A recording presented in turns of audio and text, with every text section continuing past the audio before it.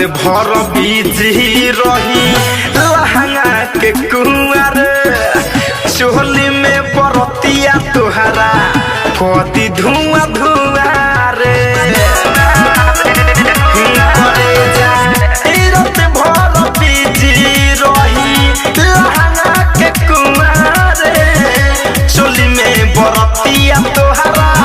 कति धुआं धुआं रे तोरा धुआं पखाइया बोले बरतिया पी के टोटल सिकरे कि आज मजाली है भरते बरतिया पी के टोटल सिकरे कि आज मजाली है भरते मजाली है भरते मजाली है भरते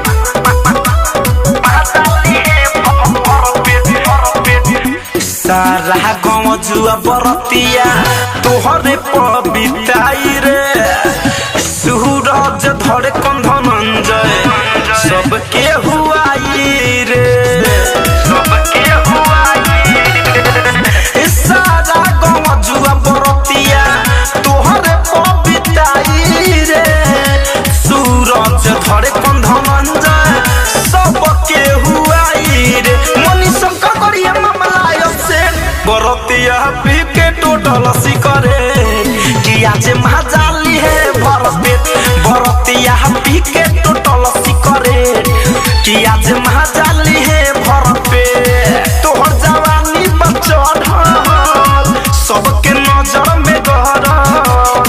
तोहर चलते रे पुचिया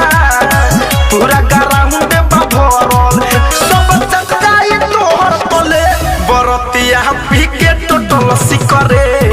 कि आज मजाली है भरते बरतिया पी के टोटल सिकरे कि आज मजाली है भरते। RCM म्यूजिक न्यू ऐप अभी डाउनलोड कीजिए हमारे गूगल प्ले स्टोर से और पाए भोजपुरी लोकगीतों का एक से बढ़कर एक ऑडियो वीडियो सॉन्ग बिल्कुल मुफ्त।